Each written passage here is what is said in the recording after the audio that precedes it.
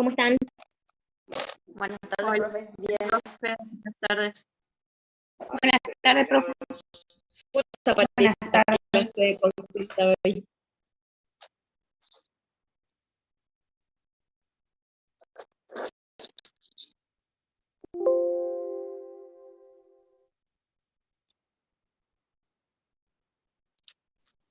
Lo primero, digamos, que me gustaría saber o preguntar es cómo están, si están estudiando para el examen, y consultarles cómo quieren hacer con respecto a las consultas, si quieren ir levantando la mano y consultando. Tengo entendido que el profe ya está en las clases, todas subidas, todas interpretadas.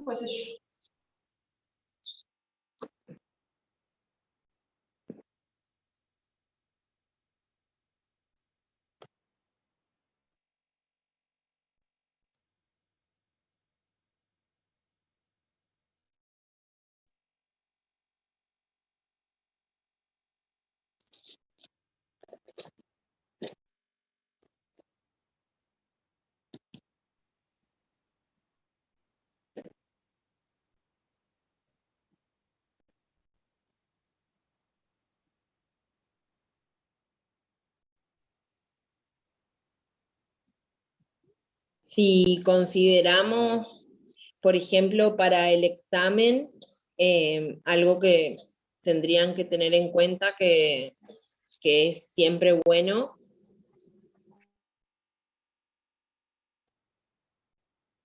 Bien, ambas cosas en realidad. Ustedes, como el parcial es integrador, tienen la parte de fisiología, de respiratorio, en donde tienen que ver lo que son síntomas del aparato respiratorio en vías altas y bajas. Tienen que poder distinguir a partir de la fisiología normal, cuando puede ser que esté inflamada una vía aérea, ¿sí? O cuando esté obstruida. Recuerden que ustedes van a hacer semio de respiratorio y ver los distintos ruidos, ¿sí? Si tienen sibilancias, borboteos, o sea, toda la parte de fisiología los tiene que ayudar a la hora de ver o poder distinguir sintomatologías respiratorias. Es fina el detalle, ¿por qué? Porque nosotros queremos que desde la parte de fisiología queden en la parte normal de la situación, como se hace una fisiología y una semiología de respiratoria normal, que es lo que deberían escuchar. Pero tenemos que pasarnos a pensar en sintomatología de enfermedades cada vez que hablamos de agentes. Tenemos que pasar a la patología. Entonces, va a haber un poco de todo, ¿sí? Va a haber preguntas de fisio, de respiratorio, y va a haber preguntas de agentes de respiratorio. Cuando yo pregunto agentes, sí estoy hablando justamente de los microorganismos. Entonces, las preguntas van a ser referidas a el agente, no a la sintomatología, ¿sí? Entonces yo no voy a entrar en difiéranme por síntomas lo que es una gripe, de lo que es un resfriado, de lo que es una neumonía o de lo que es una bronquiolitis. Porque esas son patologías y nosotros cuando hablamos de respi tenemos que ver fisiología, o sea, normal, ¿sí? Fisiología y, digamos, semiología. De eso sí puede haber preguntas. Y cuando hablamos de agentes o hablamos de patologías, vamos a hablar de los agentes. Entonces, lo que se va a preguntar es referente a, si vemos, por ejemplo, respiratorias virales, bueno, algunas características de los virus respiratorios más comunes, ¿sí? ¿Cuáles son las familias más comunes de virus que producen infecciones respiratorias? ¿Cómo son estructuralmente hablando, ¿sí? De los agentes microbiológicos. Entonces, ¿cómo es un virus? Si tiene un ADN o un ARN, si tiene núcleo, si no tiene núcleo, si está encapsulado, si no está encapsulado. ¿Qué tipos de ARN ustedes conocen? De las familias, digamos, si son virales. todo esto referido al resumen de lo que nosotros hablamos. No les vamos a salir con ningún virus raro que no hayamos visto o que no tengan idea, ¿sí?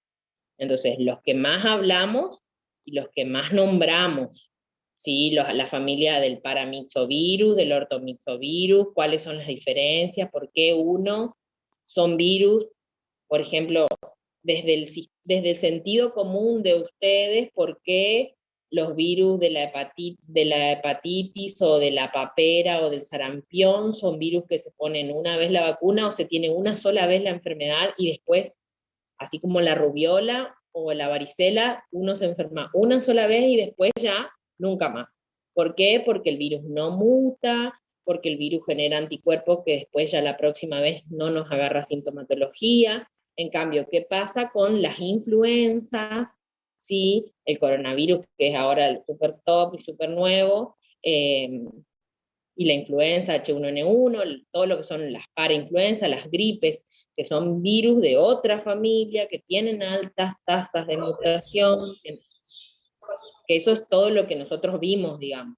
Entonces, mutan más rápido, entonces no podemos, nosotros hacemos anticuerpos de una gripe que nos agarramos este año, y el año que viene el virus mutó y tenemos otra gripe, entonces todos los años nos enfermamos porque los virus buscan ese mimetismo molecular.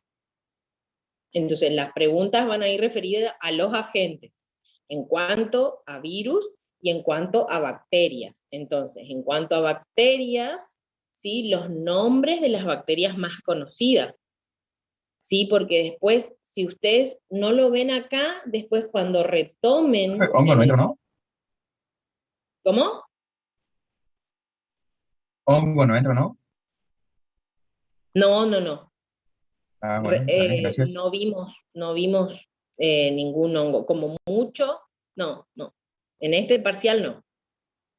Vamos. Después, lo que sea final y demás, mientras esté en el programa integrado y en la materia, sí, pero ahora no.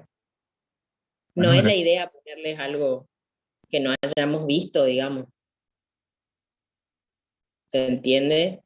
Y bacterias sí tienen que saber las más comunes, los estafilococos y los estreptococos, porque son los que vamos a ver, digamos, y los van a retomar después en cuarto, cuando lleguen a cuarto y empiecen el ciclo clínico y tengan que ver con nombre y apellido patologías, les va a costar demasiado si no conocen estos microorganismos. Entonces, por lo menos algo, ¿sí?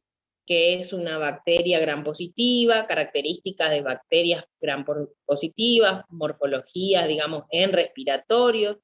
Tenemos mucho TBC, complejo de micobacterias, digamos.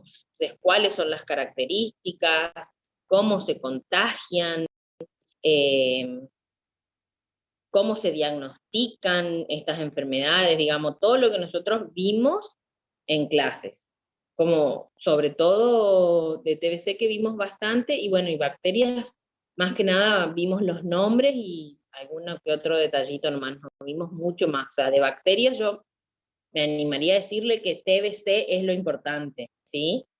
O sea, vayan a repasar eso, sobre todo en respiratorio, a quién les agarra, cómo se transmite, cómo hago el diagnóstico, cómo es el tratamiento, porque ustedes son los que van a hacer eso, digamos.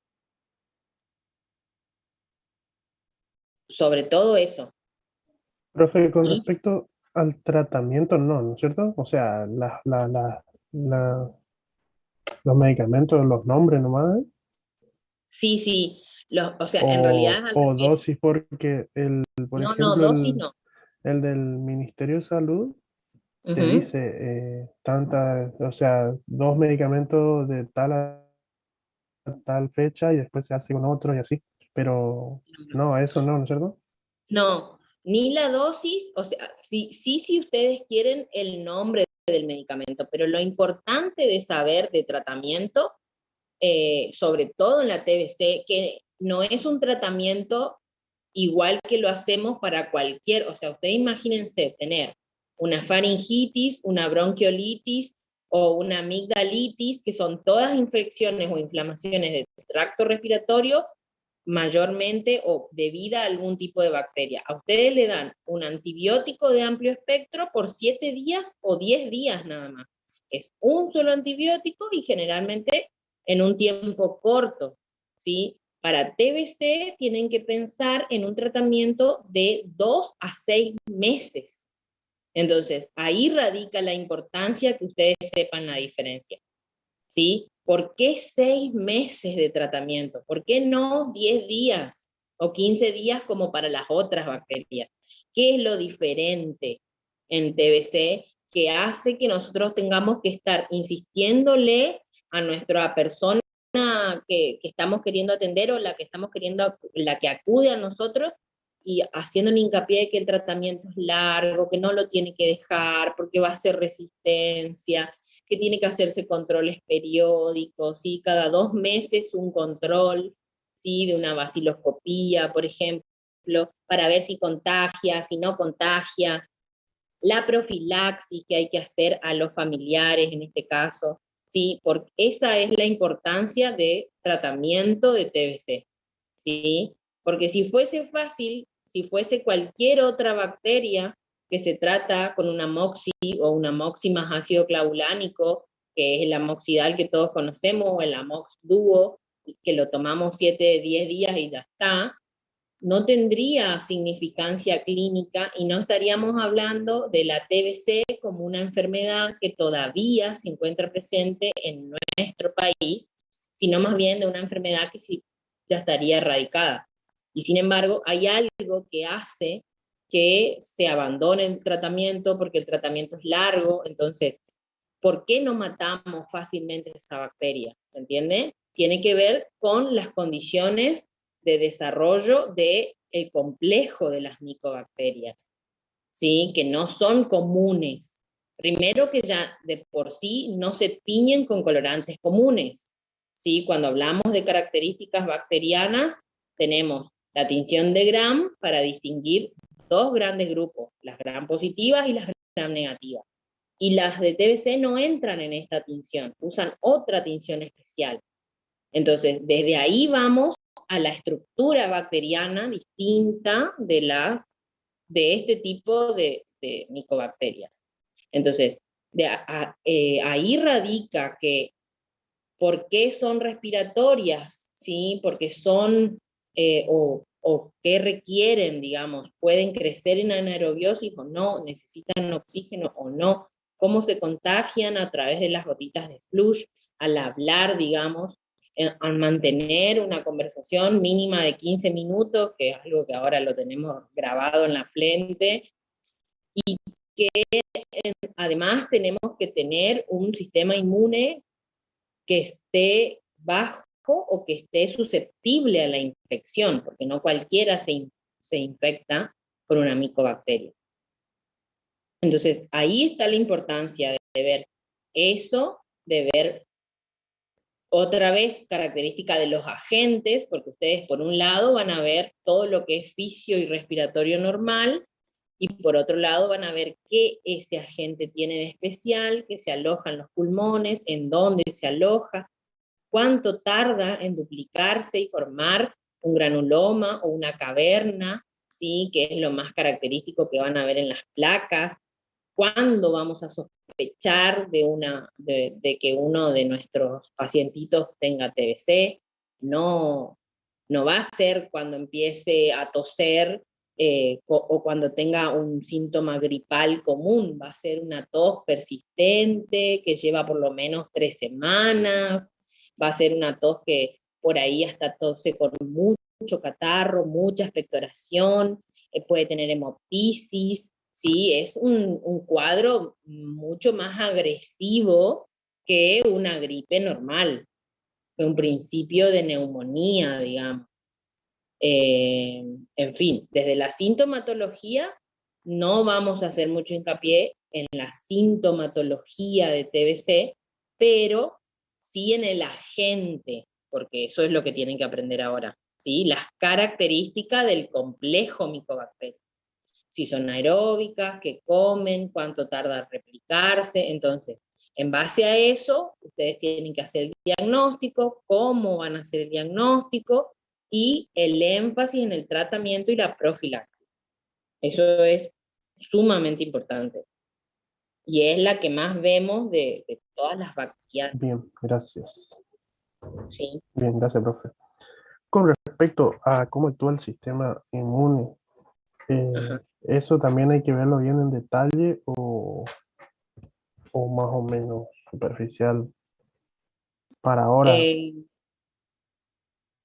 Ahora entran núcleos 6 y 7, que tiene respiratorio nada más. 5 y 6, 5 y 6.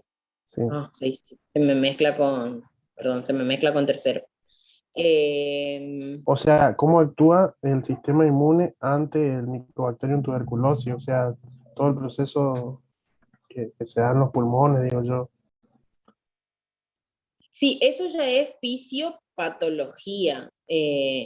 Claro, Preferimos, por lo menos a la hora del parcial, siempre más es mejor.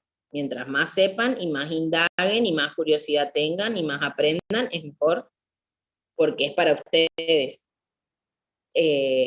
Pero lo que tenemos que ver ahora es agentes, ¿sí? Entonces, características del microorganismo, más que la fisiopatología o el sistema inmune. Siempre hay que considerar la terna, y por eso es importante, o sea, no es lo mismo una persona que es inmunocompetente a una inmunocomprometida o a un inmunodeficiente en cuanto a TBC. Y también es compatible que pueda tener TBC junto con otras enfermedades que agravan su situación, pero eso me parece que es mucho para ahora, para el parcial, ¿sí? Con que sepan el agente, como les repito, las características del agente, del desarrollo, cómo se contagia la enfermedad, cómo se diagnostica y la importancia de que este tratamiento sea distinto de los otros, estaríamos con TBC.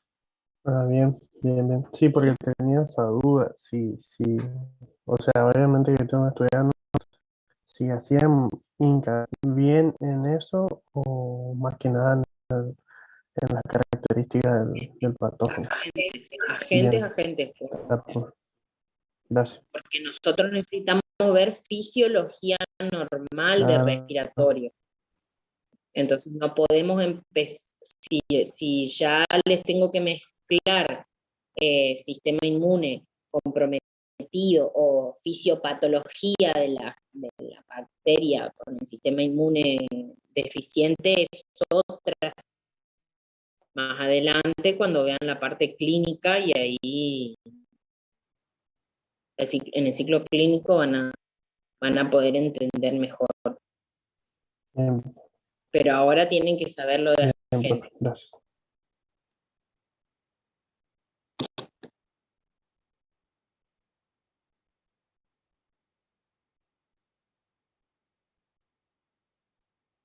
Bueno, y virus también, lo que pasa que como un virus, la sintomatología es muy similar a casi todos, entonces en sintomatología es difícil separar, pero sí características de los virus distintos, como son las distintas familias,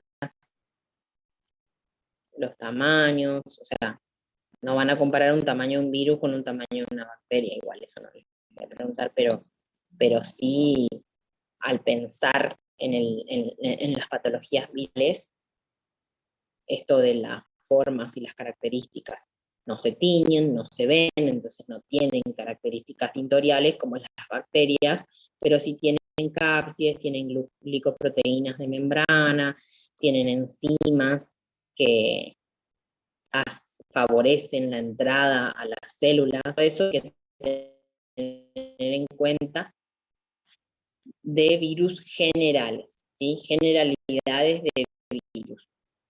Rinovirus, virus, paramyxovirus, un poquito de cada familia, ¿sí?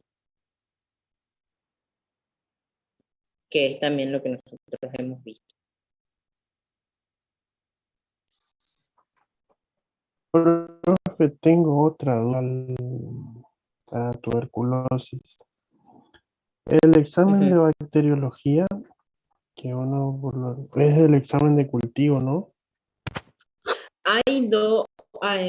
En realidad, varias cosas son, una cosa es la baciloscopía y otra cosa es el cultivo, ¿sí?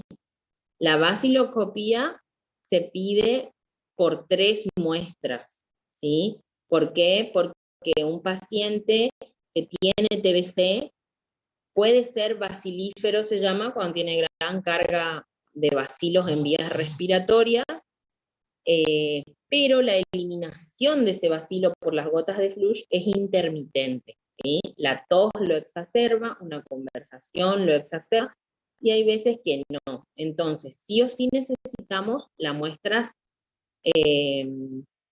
consecutivas o aleatorias, no es necesario que sean consecutivas, pero al menos 3 muestras de esputo, ¿sí?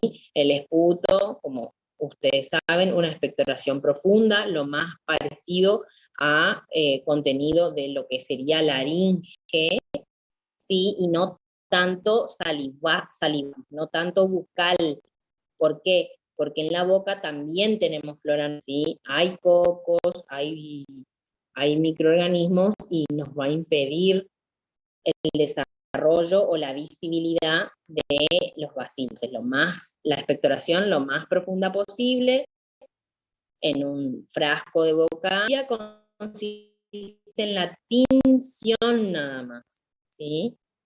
Cuando uno pide, ustedes que lo van a solicitar, baciloscopía por 3 o bar por 3, lo van a solicitar y son la persona que tiene la sospecha de TBC tiene que acercar hasta la seguidos, o puede ser una a la mañana, otra a la tarde, puede ser una tomada en consultorio si es que está muy sintomático ya, y la segunda y la tercera muestra la toma en días consecutivos. Se considera la mejor muestra la que se toma por la mañana. ¿Por qué? Porque uno pasa 8 horas acostado, sin movimiento de flema, sin conversar, en un estado de reposo. Entonces cuando se levanta y el sistema respiratorio se activa, digamos, quieren eliminar la flema que pudo haberse estancado durante la noche y entonces tener una mejor expectoración. Al tener una mejor muestra, tenemos mayor posibilidad de encontrarlo. Esa muestra de esputo que tiene que ser traída al laboratorio lo más rápido posible, si no se toma en la mañana no hay problema, se puede tomar a la tarde también, si es que el paciente está con mucha tos y mucho catarro. Lo mejor es lavarse los dientes antes para disminuir la carga bacteriana de la boca, hacer gárgaras también se puede hacer gárgaras con bicarbonato, todo es para disminuir la flora acompañante, ¿sí? Porque la expectoración tiene que venir de vías respiratorias. Un extendido sobre un vidrio y se colorea con la tinción de Ciel-Nielsen, ¿sí? Que tiene fucsina y un contracolorante azul. Eso se tiñe, se fija por calor y se tiñe con esos colorantes. Se decolora con una mezcla de un ácido alcohol, por eso se dice que estos son ácidos alcoholes resistentes, estos bacilos. Y se mira al microscopio una vez que está fijado y están muertos los microorganismos. Eso no tiene riesgo. Esa baciloscopía la puede realizar cualquier laboratorio en cualquier ciudad del interior que solo tenga los colorantes, ¿sí? Entonces, está bueno porque lo puede hacer en el Chaco y en cualquier laboratorio que se anime a hacer el extendido en un vidrio, lo fije con calor y lo coloree. Se mira al microscopio y se ve si se encuentran los bacilos. Los bacilos se van a tener de color, ¿sí? Y el resto de las células y el resto de lo que haya de flora acompañante, si hay mucha, se va a teñir de color azul, ¿sí? Que es el contracolorante. La idea es que nosotros tengamos un score de cruces y que veamos de 0 a 9 bases. Hay todo un score para que ustedes vean que se informa con un sistema de cruces. 1 cruz, 2 cruz, 3 cruz, 4 cruz. La idea es que si están viendo el bacilo es porque el Mycobacterium está y se puede ya diagnosticar la enfermedad a partir de esa baciloscopia. En paralelo se manda a cultivar. Con esa misma muestra se cultiva. Lo que pasa es que es una bacteria que crece muy lento, ¿sí? El ciclo de reproducción de una bacteria normal es de horas. Entonces nosotros, si lo dejamos 24 horas, crece, forma una colonia de millones, de 10 a las 6 a 10 a las 7 unidades formadoras de colonia, o sea, mucho crecimiento. Y con el bacilo de Koch no es así. Entonces, eso hay que cultivar hasta 60 días, se cultiva para descartar la muestra, ¿sí? Generalmente tiene un ciclo de reproducción de 20 días, 23 días, entre 17 y 23, supónganse. O sea que si crece, a los 23 días recién estaría creciendo el bacilo de Koch. Y para que yo confirmar que no crezca, tengo que esperar 60 días. Y ahí recién puedo decir que el cultivo es negativo. Si yo tengo que esperar 60 días para tratar a mi paciente ya se olvidó, o ya ovitó si estaba muy grave, o se fue a otro lugar y se hizo otro tratamiento, porque son 2 meses, mucho tiempo. Entonces, el cultivo se hace en paralelo, pero lo que sirve, digamos, para empezar ya un tratamiento diagnóstico es la baciloscopía, que es esa coloración nomás, ¿sí? Después se hace, y está en el Power que le subimos con el profe, la prueba de Mantoux, pero la prueba de Mantoux o la PPD no es indicativa de infección, ¿sí? Es indicativa de que ustedes estuvieron en contacto con el bacilo.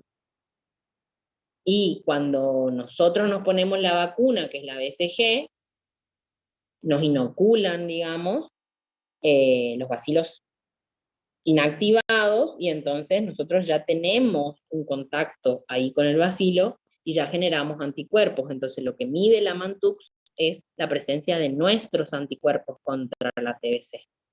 Si la Mantoux es positiva, quiere decir que tenemos anticuerpos contra la TBC. Si la Mantoux es negativa, quiere decir que no tenemos anticuerpos contra la TBC. Te mandan a ponerte un refuerzo de la vacuna.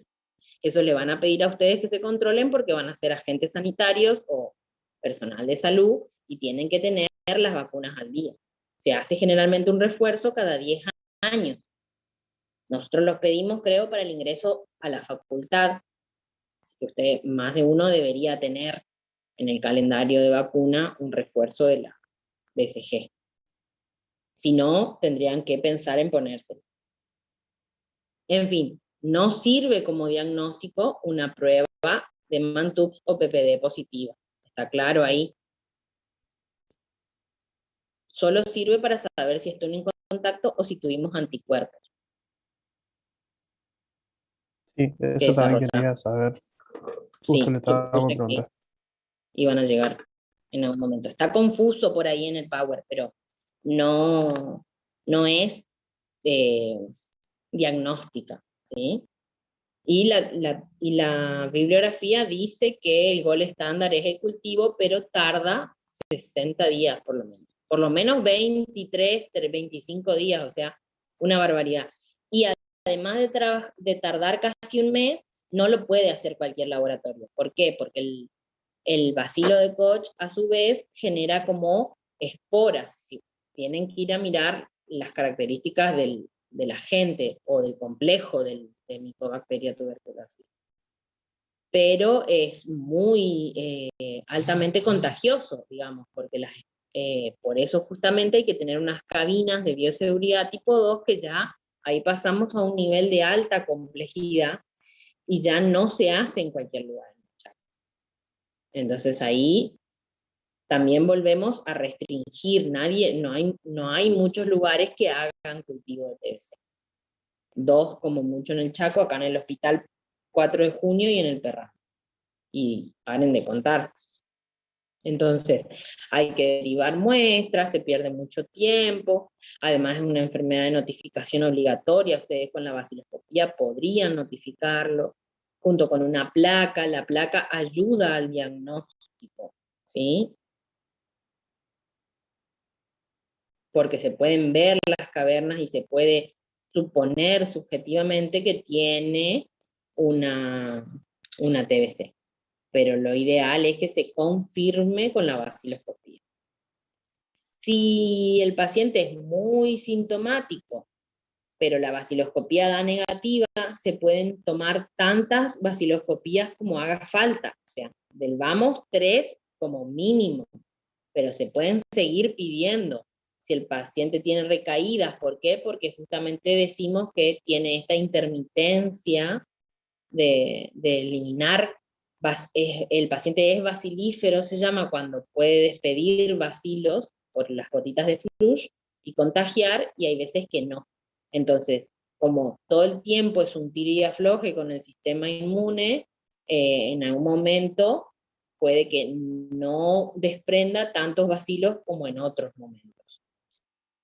Entonces, si ustedes siguen sospechando que es de TBC, le pueden hacer juntar 2 o 3 o 4 o 5 o 6 esputos, cuantos crean necesario, hasta ver si resulta positiva o no la vaciloscopía.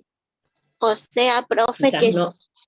Profe, o sea que si uno tiene negativas esas muestras y el paciente sigue con sintomatología, no descarta que tenga o no la bacteria, No. ¿no? Exacto. No se descarta una vaciloscopía de 3 esputos negativos. Yo puedo decir que en ese periodo, se supone que de sintomatología del paciente, no sería diagnóstico, pero sí tengo que mandar a cultivar. O sea que yo recién voy a poder descartar una TBC definitivamente cuando el cultivo salga negativo. Ah, ok, gracias. Entonces, por eso, por ahí el médico lo asume, más la placa, más la sintomatología, ¿sí? Y se evalúa a los familiares también, porque si hay más de un tosedor en la familia, hay que hacerle vaciloscopía a todo el montón, ¿sí? Quizás en alguno se encuentre. Si hay alguno que da vaciloscopía positiva, hay que tratar a toda la familia, ¿sí? Eso también tienen que ir a ver porque es importante el tratamiento, no qué fármaco se le da, pero sí que se les da un tratamiento de profilaxis o el mismo tratamiento a todas las personas que son convivientes de esta persona que tose.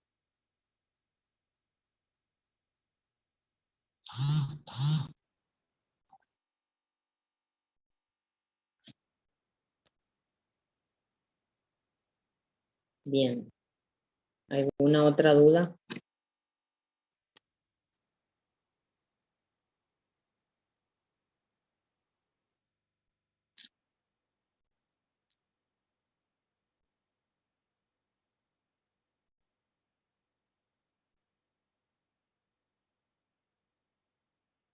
Bibliografía para ampliar agentes es complicada porque toda la bibliografía que yo les puedo dar es muy extensa, digamos. Tienen que tratar de ver lo que es general. Cualquier libro de microbiología para estos fines va a servir. Cualquier libro de microbiología general, ¿sí? Para virus y para bacterias. Cualquier paper que tengan actualizado de bacterias respiratorias va a servir para profundizar, mientras no sea un power de alguna clase sin justificación bibliográfica, digamos, ¿sí? Pero trataremos de preguntar por ahora el parcial de lo que de lo que hablamos.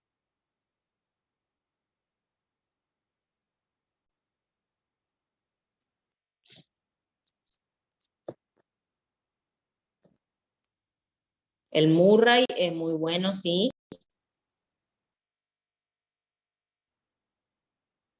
Es bastante completo.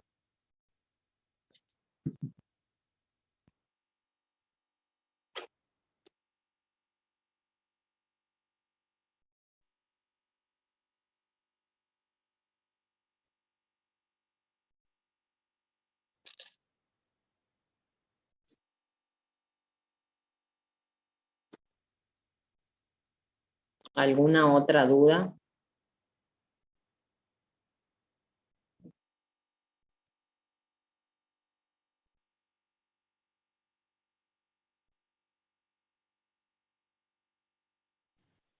Yo tengo una consulta sobre fisiología. Ajá. Vos Eh, hacela, bueno, no la puedo contestarle, bueno, le contestamos al profe. No, pero no, es más para saber si el tema, qué sé yo, lo que sea enfermedades tipo EPOC, asma, edema, o cómo influye a nivel fisiológico, porque está tipo en el item como que lo explica, pero como que da muchas sí. vueltas y como que no sé si entraría eso, o sería más lo normal, nomás, tipo, cómo se ¿Vieron, desarrolla el sistema eh, fisiológico. ¿vieron espirometría? Sí, Bien, ahí les tiro el dato. Y en ah, bueno, está. espirometría y desarrollo de espirometría, eh, todo lo que es obstructivo Restrictivo. o restrictivo, ajá, Ah, sí. bueno. Por ahí viene la mano, digamos, en cuanto a lo que es patología, porque vuelvo, si es fisiología, trataremos de hablar de sistema de fisiología normal, ¿sí? ¿Qué células se encuentran? ¿Cómo está conformado histológicamente el sistema respiratorio? ¿Qué tipo de células tenemos en lo que es laringe, faringe? ¿Qué células o cómo está formado lo que es bronquio, bronquiolos, alveolos?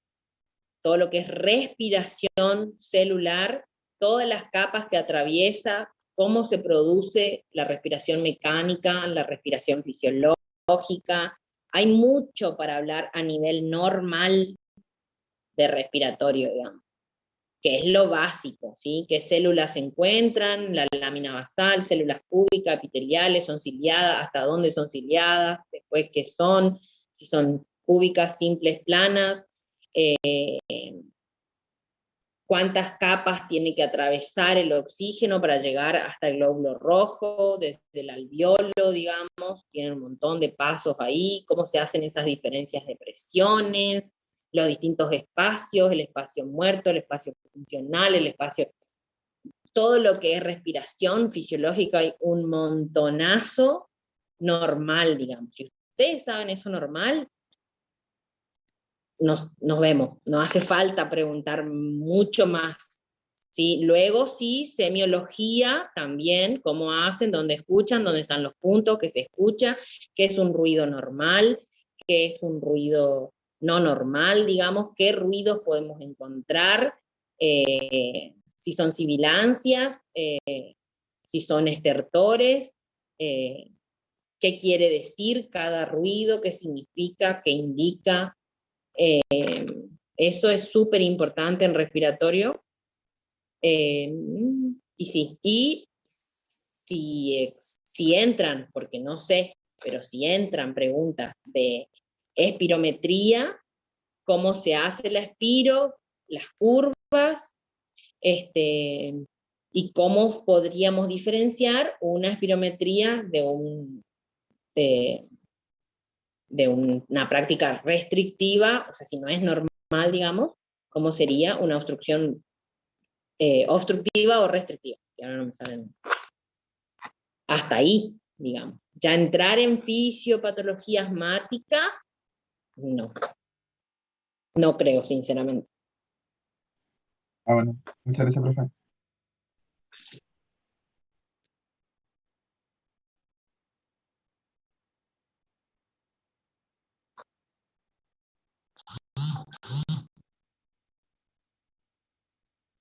Un paciente con TBC que esté en tratamiento sí puede contagiar. Depende en qué etapa del tratamiento está. A los 2 meses de comenzar el tratamiento se hace un control con una nueva baciloscopía. Si la baciloscopía sigue dando bacilos positivos, o sea, sigue dando positiva, es porque siguen estando en tracto respiratorio y por ende sigue contagiando el paciente. Puede pasar que si el paciente en ocasiones anteriores ha comenzado el tratamiento y lo ha dejado, estos bacilos ya sean resistentes al tratamiento original. Entonces se tiene que pensar en un tratamiento de segunda línea. Sin importar qué fármacos son, tenemos que pasar a unos fármacos de segunda línea, un poco más fuertes.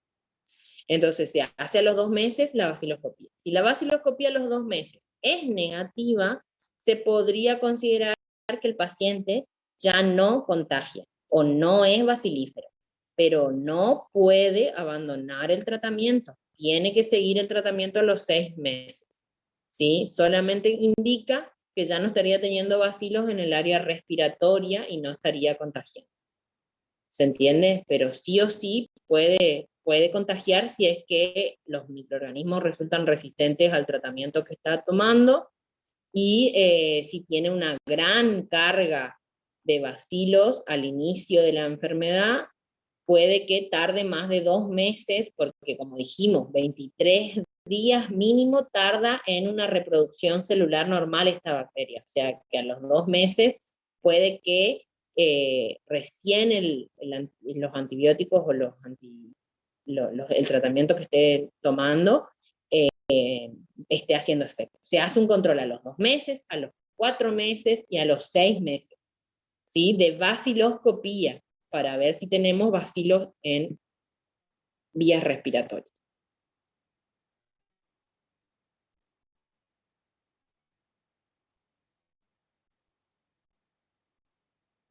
Sí, el manual de microbiología sirve también. Crepitantes también. ¿Qué significan los crepitantes? Cuando escucho crepitantes, ¿en qué punto semiológico los escucho?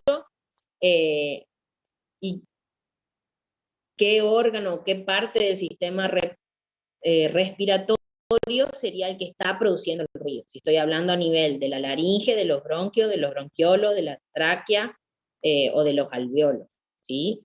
Tanto para los crepitantes como para los estertores, como para las sibilancias, para todo.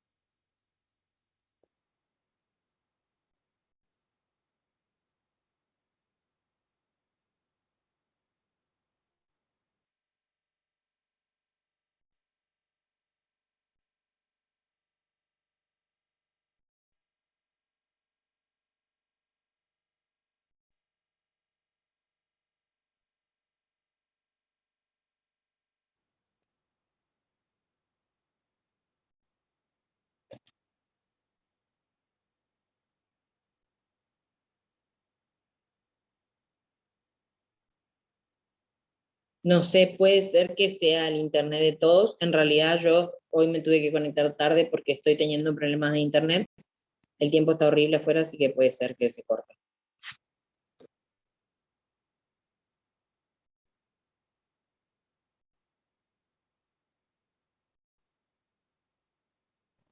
Se escuchó perfecto, profe, mil gracias. Bueno, chicos, vayan a repasar. Al final, ¿cuándo les pasó el profe José? ¿El parcial el lunes? Sí, así es. Bien. Bueno, a repasar lo que les queda. Gracias, muchas gracias. Muchas gracias, profe. Dale, profe, muchas Gracias, profe. gracias. Muchas gracias, luego. profe. Hasta luego. Nos vemos. Gracias, profe. Hasta luego. Gracias. Chao.